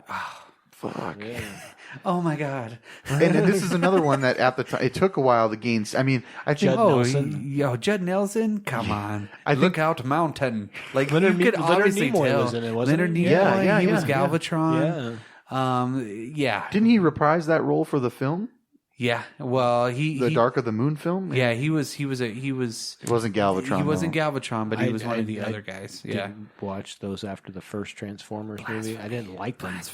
But this And is I another- watched the one where they were in the dirt, like in the sand with Michael Turturro. What was that one? Or not the Michael second Turturro. one. Yeah, The second, part two. John Turturro. John Yeah. Turturro. And he's like, look at the balls up Yeah, there. I watched that one and I So was dumb. like, okay, I know everything there is to know pretty much about the Transformers because I grew up in the 80s. Mm-hmm. And I don't know what the fuck's going on right now. Well, and this is one of those, the Transformers animated movie. It had that built-in audience already with the kids. Oh, They're gonna absolutely. love this. You know what I mean? Yeah. And then when you give them that, I guess I don't want to know if this is the right way to say it, but you give them that more of adult edge. You give them Absolutely. material to deal with. You know, Optimus Prime. Remember that cartoon you were watching? He's dead now. So deal with that. Well, and Yeah. then the next season of cartoons that came out It was Hot Rod. Hot Rod. Well, even and- though and- it was to sell toys, but But it's still it- mature. Yeah, yeah. But there was actually some Content. pretty good stuff in Yeah, there. yeah. There's some good episodes and 'cause they were in it like space. jumped into a more elevated storytelling. Yeah. Yeah. Yeah. And I mean, you even had there was an episode with Cobra Commander in it. Yep. Cool. Yep. And I think that the audience that was going to love it anyway was already there. Mm-hmm. But this is another one of those movies that after 20 years, 15, 20 years, 25 years, you're getting new people into it. Their kids, the people that are watching it, are into it. I went and saw And it it's- last year. It's got this resurgence. You For know? the anniversary, one Mm-hmm. of the anniversaries for it, went and saw it. 35 years. I think it was 35 years last year. And it's something like that. I don't know what it was. I was like, does that make math? No. I don't think No, I don't think so. I did take my son because we used to have a ritual whenever he was younger, and we had Transformer Fridays. And it was every Friday night whenever I got home from work, we'd get a pizza and we'd watch Transformers the remember movie. you used That's to say awesome. that, yeah. That was the shit. That was I like that. That's one of the things that I hope my son remembers too. Sure. And watching that, and my wife got into it too. She's like, "Oh, it's Transformer Friday. Let's watch it." I would definitely go back and watch the very first animated season. You know what I mean? That's before the movie, right? Oh, yeah. That would be cool to They had watch. a couple seasons before. The movie, They had right? I think 1 or 2 or something or 3. Yeah. Yeah, I'm not a total expert. Well, I got them all, so yeah, I'm a Transformers fan. A great. Where I learned a lot of this was just from the movies and then reading online and stuff. But that show, The Toys That Made Us, has a lot of info about the Transformers and That's a pretty good show. I would recommend that. The Toys That Made Us on Netflix. Yeah, because that leads into a lot of this stuff. Now, that was 2 for me, right? Yeah. Okay, I'm gonna hit one more. And this one is kind of, this is a hidden one because it was made and it came out this year, but they waited to release a wide release on this movie, and it was called Henry: Portrait of a Serial Killer. Yeah. Fucking nutso movie, Right? Right. I've only seen it a couple of times. So this is Michael Rooker. Yeah. Mhm. Michael Rooker, and I forgot the other guy that's in it, but it's such a fucking weird movie. I'm just going to leave it at that. If you ever watched a serial killer movie, it's like they literally were like, here, Henry Lee Lucas. I think they played that on IFC a little bit Oh, it's Doesn't it have? It's one of those first kind of. back in the day. I wouldn't say found footage movie, but it's like they use a lot of. It's like a video cassette. mockumentary kind of thing. Like you're really there with him, so it's real visceral. Yeah. Yeah. Ugh. Just a weird fucking movie. I think the first time I saw it, I was like 21 or 22. I was like, Yeah. I've never seen this before. Yeah, I definitely didn't watch it when it came out. No, I by never any saw it. means, Yeah, because it came out this year, but it didn't get really wide release, like I said, video cassette and everything like that until like 90 or something. But Right, did because come it out was this a year. lower Yeah. budget and kind of Really the low subject budget, matter is not pleasant. You know what I mean? So. All right. So are we going back to 82 or are we on to 87 again? Well, I have just another set before I finally get to my last one, so I don't know where you guys are all at, but I'm good. I don't know where there's we're- enough there that you could like pull, you know. Yeah, I don't But know where do we're at. my next round. I just want to do some guilty pleasure stuff Yeah. from 1987. okay. Yeah. I don't know where we're at on time and everything, but so for 1982 here, just a couple more that time. kind of spawn First Blood came out in 1982. We just saw the trailer for Last Blood. Yep. So something that's still around today. And this First Blood was, Best of all those movies. yeah, it might be considered the best of all of them. Another one, You can't fuck with Brian Dennehy. Well, I wouldn't. He did. Well, yeah, he did, but you know what I'm saying. Yeah, though. I mean, no. he's was- an ultimate asshole. Yeah, I know. You know. Except for in Tommy Boy. Yeah. sticking with, I don't know if we want to loop this back around, but directorial debut. Did I already say the Piranha 2? No, you did not. Okay. No. The directorial debut of James Cameron That guy's done a couple movies. Yeah, it takes place in 1982. He directed the Spider-Man? Piranha 2, The Spawning. Piranha was directed by Joe Dante, the first one. The second one, it's another low budget Corman movie. Yeah. Horrible movie. Yeah. Fuck yeah. And I don't think he was originally hired. He was originally hired as a special effects technician, and then he got the job. They're like, please do this. Yeah. Yeah, can this you is do two, this? 2 years before Terminator. So yeah. James Cameron makes his directorial debut in 1982 with Piranha 2. Hey, sometimes you take your shot whenever it's given to you. Yeah. Well, he needed to. Look Yeah, what yeah. happened. Yeah. I believe there was a time when he's living in his car, while he's writing the Terminator. I'm not totally sure on that, but. And then before I throw it off to your guilty pleasures in 87, I'm going to say there is one last one in 82 that's very important. But this one has a lot of influence on a lot of younger generations, I think. Pink Floyd's The Wall came out in 82. And that changed a lot of people's perspective and maybe gave Floyd a new look maybe at the time. Absolutely. I don't know. Because, this is 10 years after Dark Side of the Moon. Absolutely. So, but as we've talked about before, Brock, I really, really love The Wall. Dark Side of the Moon's one of my top, probably, 15 albums. but the visuals, It's the visual really, represent, that's where it was at. But what I was going to say about Pink Floyd is you got to remember that Pink Floyd had like 36 albums. Yeah, I know. So there's just a few that are really good. I'm going to say one thing about Pink Floyd. I fucking hate Pink I Floyd. know you do. Yeah, I know you don't like Pink Floyd. I love Yeah, I hate certain them. Pink Floyd. I have Dark listened Side to, I can listen to. Like if you've listened to Animals, that is a weird album.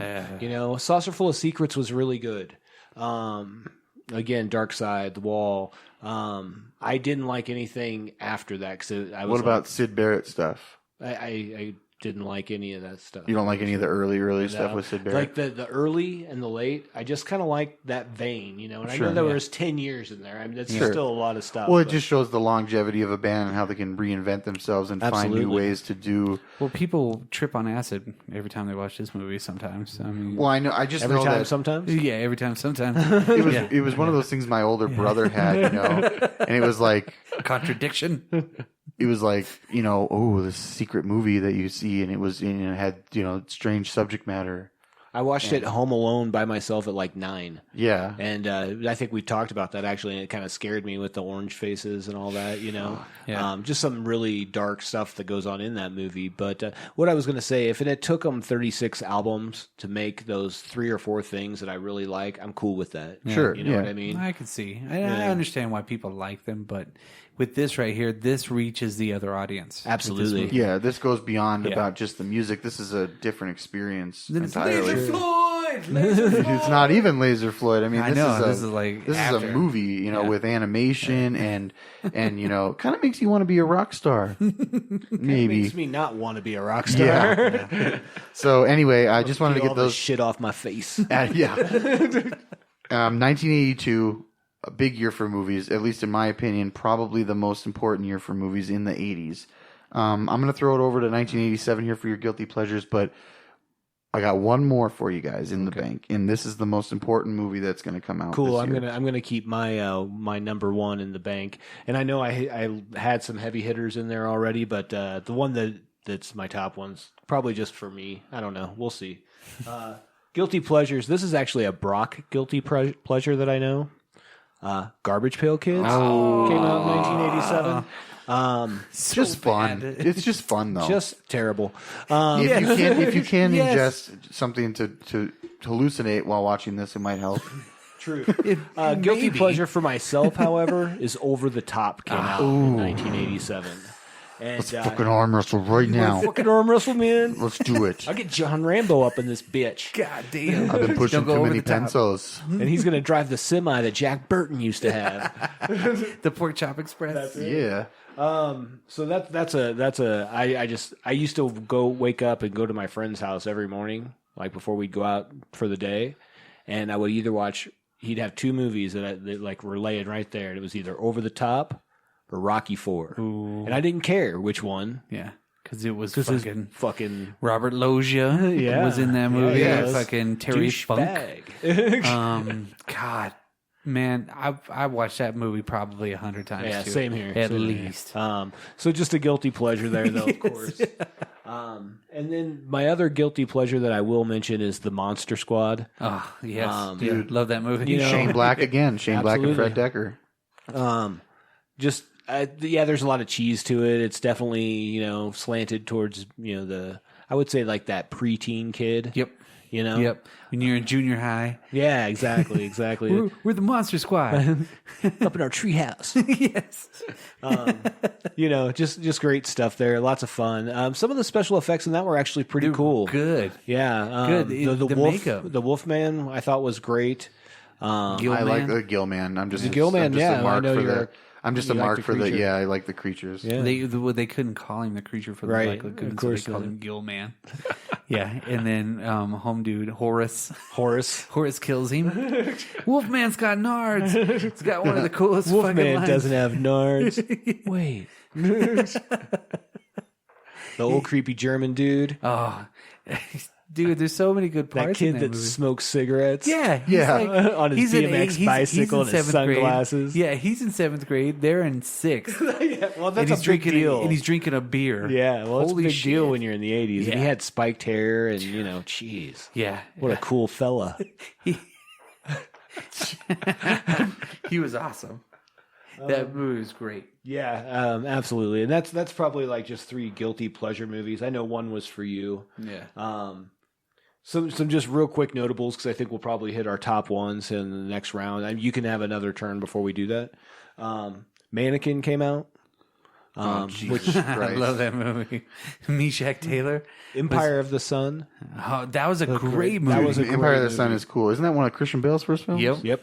John Hamburger Malkovich. Hill. Yeah, Hamburger Hill was was good. one too. The Last Emperor.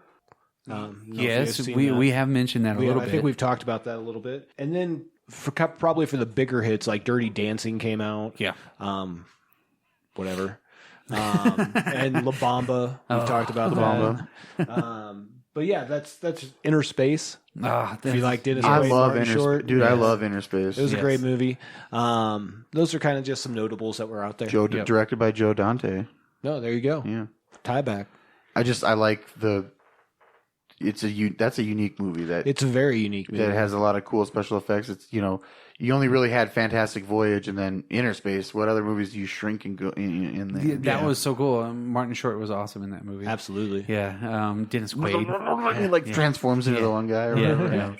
Some of it doesn't add, some of the science doesn't quite add up, but there is a pretty cool fight in his stomach at the end. Yeah. So With the dude with the... There's yeah. So, and there's a lot of mediums where that happens. You get shrunk down and put. I think fairly recently, wasn't there something in DC where somebody went into Superman's bloodstream or something? I think you're talking about the Forever Evil story. Well, before Forever Evil storyline, there was a Trinity War storyline where the crime syndicate came through. Yes. And she was the Atom, but on that planet they're evil, and she can shrink.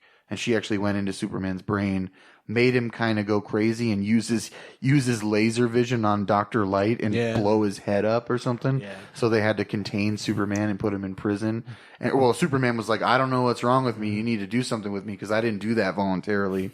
Because she shrunk down and got into his head and made him do that on accident. So I mean that's kind of stuff's out there, but I think for me, in the Ant-Man movies and stuff. But I would say even this was probably the first I had seen.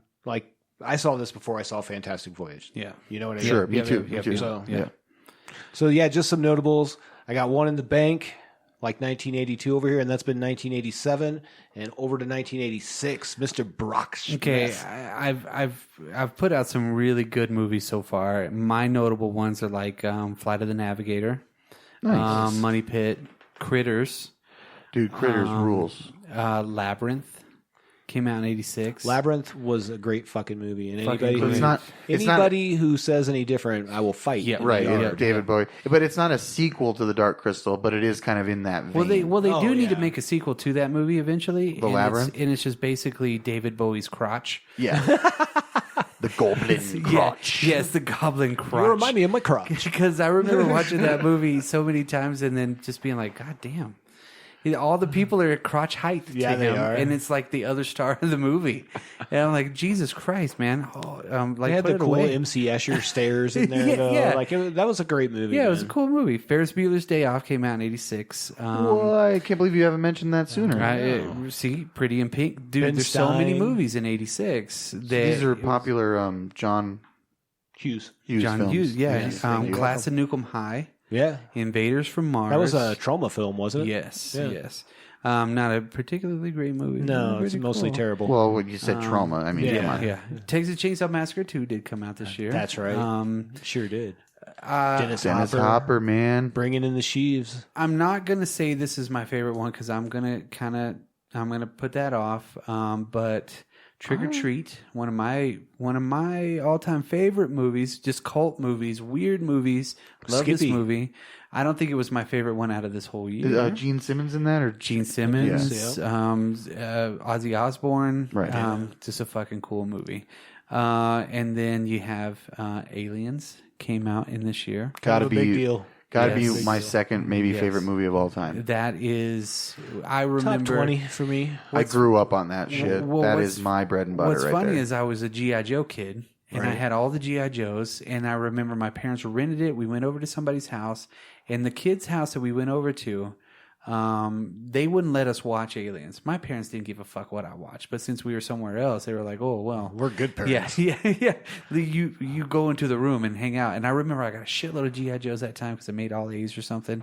And he had Garbage Pail Kids cards. Oh my god! And we watched it on video, or we didn't watch it. We listened to it, played GI Joes, and he had every fucking Garbage Pail Kid. While you're watching Aliens. Well, they were listening. Yeah, we were listening to it. Well, that ties back to Cameron too. Obviously, he was hired by Fox to write that script and changed it up to make it. We're going to go to war. Movie. Yeah, it's going to be. We're going to go to war, and that ties in with the '80s and the Vietnam thing. The designs are very Vietnam-esque. Yes, for the Marines, the Colonial Marines outfits. My favorite one is going to be an odd one, but Howard the Duck came out this year too. This is your favorite one? This is your like top one? Okay. No. I used to watch this movie all the fucking time. I love Howard the Duck. It's just a little weird when they kiss. Who's the bad guy? Jeffrey Jones. Yeah. Yes. He always plays that douche canoe kind of guy. Dark overlords of the universe. I think I hit puberty during this movie because of Leah Thompson. Oh, there and you her go. underwear.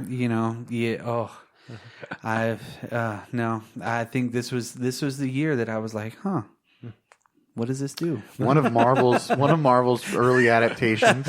George Lucas is involved. It was not a hit. No. It's a cool cult classic movie if you give it a chance.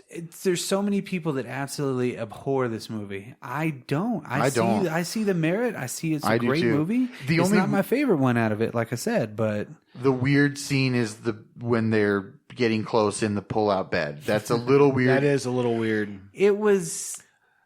It should not have been done. He's watching Play Duck or reading Play Duck. Well, that was the opening scene is awesome, dude. Where it's got all the duck version of our planet, essentially. But coming back around, that's going to be on Hulu, right? Isn't that going to be one of the cartoons? I think so. Yeah, that's a Kevin Smith one. That they're going to do.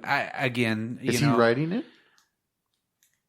Yeah, I think so. He's working on it. Oh, I didn't know. Yeah. I know he's working on one of them. I didn't know which one. No, I love this movie, and I'll still watch it anytime I get a chance to. I like it too. You know, I don't hate it.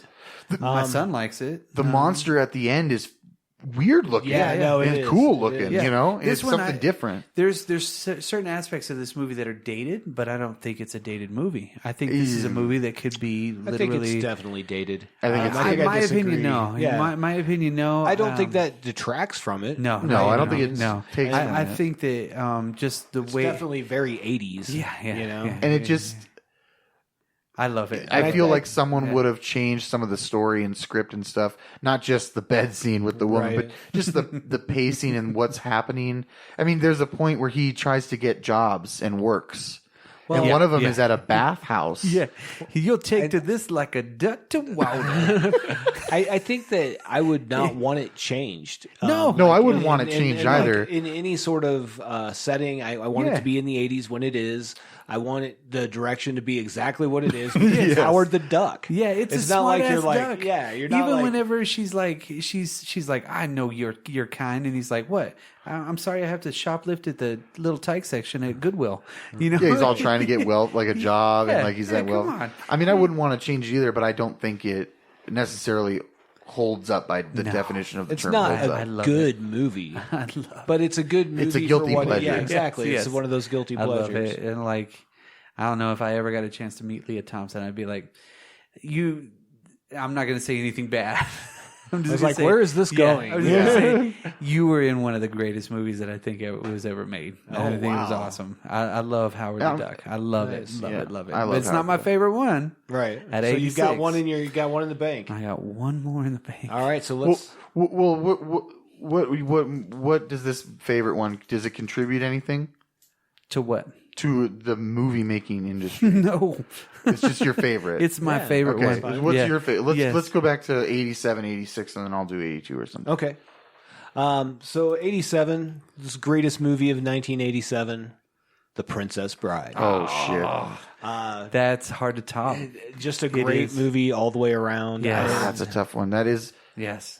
Much like you've said before, Brock, I don't think there's a wasted scene in that movie. No. It's one of the perfect films. Even with the grandpa telling Fred Savage the story, I think that's perfect. it is. It's great. It's a great movie. I think there's not one wasted minute in that movie. There's not one thing that detracts from it, like Back to the Future. I think it's the same vein as a perfect fucking movie. Well, and then you got Rob Reiner directing that, Exactly. and he also made Stand By Me the previous year. Yep. So he's got 86 and 87 back to back, which back to back, I don't want to say hits. I just want to say two movies that stand the test of time. Absolutely. And I mean, obviously in our culture now, we just had Once Upon a Deadpool, brought that piece in. But I mean, this is a movie that I don't know a person that's watched this ever didn't like it. I know. Or doesn't, I mean, 1,000 quotable quotes. Yes. You know? As you So again, you could almost write a thesis paper absolutely. about this movie just because it's so fucking great. Andre the Giant was awesome in it. Come on. in the Billy documentary, Crystal. in the documentary about Andre the Giant, he I guess he let out a really big fart on the set of that movie, and no one said anything except Rob Reiner was like, "Are you okay?" And he said, "I am now, boss." And then they just went back. They went back. Who's going to say something to him? What are you gonna do? Yeah. Mandy Patinkin? No. And he was in a lot of pain Carrie at that Elwes? point. Yeah, Carrie Elwes. Oh no, his name is Yeah, it's Carrie Elwes. Carrie Elwes. Yeah. No, but I was thinking of Wallace Shawn. You know the other guy. You never take a Cecilian. And it must be in this cup. That guy, yeah. Okay. Is it my turn for my favorite one, or are you going to go? Well, I can go if you want. Go for it. Go for it. This isn't necessarily my favorite movie from 1982, but this movie has an impact on what we still know today. It still has an impact today, and that movie is Tron. Oh, yeah. Tron came out in 1982. Tremendous. The groundbreaking special effects and all the filming techniques led to things being invented that we have Pixar now. Yep. So essentially, without Yep.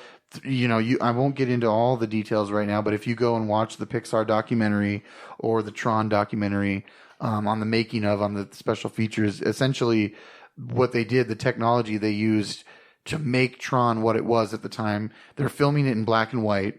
They're filming it against black, shapes and stuff. And then they're going over it and animating over it to add this computer world. We're inside the computer now, and this is when computers are still new and such. Right. So we're going to go in there. 1982. Yeah, it's 1982. Yeah, so rocking an Apple IIe. exactly. Yeah. Maybe. I don't think they made it to Oregon in that movie. No, I don't think so. They did, however, find Carmen Sandiego. Yes, They did. Yes, Yeah. they did. And Leisure Suit Larry. But I just think overall, Leisure Suit Larry, I have that game on the Xbox. I just think overall, from genre films to movies that are, what you would quote Oscar-worthy films, the dramas, the genre films, the horror movies, and things that are pushing boundaries in effects, special effects, and now we're starting to get into the visual effects realm. Tron pushed the boundaries, made an impact, had a cult status, and even at the time, I think it was a moderate, single, I think, for Disney at the time. For you know Disney what I'm being saying? a serious kind of a movie after they did I think the Black Hole was Black after Hole. this one. Yeah. I thought it was before. Maybe it was before. Yeah. I think the Black Hole was kind of like... Maybe it was 79. 79. Yeah. That's what I was thinking, actually. Yeah. So you got the Black Hole. Disney's starting to go down that more serious route, which would later become Touchstone eventually, I'm assuming, kind of in a way. But Tron, I think, contributed a lot to the industry as far as technology and advancing it, taking it that next step further. Because like I said, if they didn't do the work that they did to make Tron happen, we wouldn't have broken off and have Pixar. Yep. Right. You know what I mean? There wouldn't be Pixar, so you'd have no Toy Story, no Cars 2. I agree. Darn. We wouldn't have had trucks. No Maiden. Or planes or whatever. It was planes, yeah. Whatever. Dane Cook was the voice. Oh, I'm sorry. Joke Dusty thief. Crop Hopper. I actually liked Dane Cook until I realized he just stole jokes from people. Yeah. He did, I guess his brother ripped him off too. Yeah, I heard So that karma, too. That's sad, I guess, for him. So cool. I agree. Tron definitely pushed boundaries. still say if I'm going to sit down and watch a movie, Princess Bride is what I would watch over. I'm gonna agree with you. If I'm gonna want to watch a movie to just be entertained, I'm gonna pick The Princess Bride just because it has just more overall awesome and comedy and I think there's just action. so much in it. Yeah, there's just everything. You got Billy Crystal, you got Andre the Giant, And for some reason, and you got Wallace Shawn. Tron is He was in Toy Story. a good movie, but it's not a movie that I want to watch again. Does that I make watch sense? it. I watch it. I'm not. once in a For while. some reason, that movie's never been one that's resonated with me. To like, I'm just gonna sit down and watch Tron. Yeah. No, You know? I do. I dig it. I do, and I watched the newer one too. I like the newer and one. they were worth watching. Yeah. I'm not Yeah. saying that. It's not something I just Olivia want to Wilde. watch. Yeah. Yeah. Okay. Now, mine 1986. Mine is very, very hard to pick between these two movies. But we all know what my love for Big Trouble in Little China is. All of us in this room love that movie. For sure. Check it out in the archives. That is there. That was a 1986 movie. But my favorite out of all of them is Friday the 13th Part 6. No Jason way. Lives. Yeah, that is my favorite 1986 movie. In 1982, Friday Part 3 came out.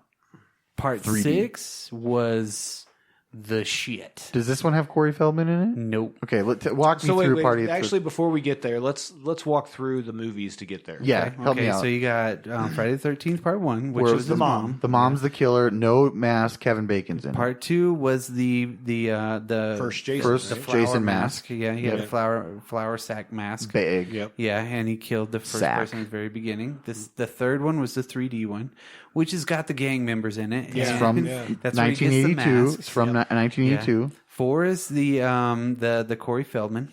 That's where they go back Yeah. to the city. No. That's not Takes Manhattan. Nope. No. That's 9. 9. So 4's got Feldman in Yeah. it.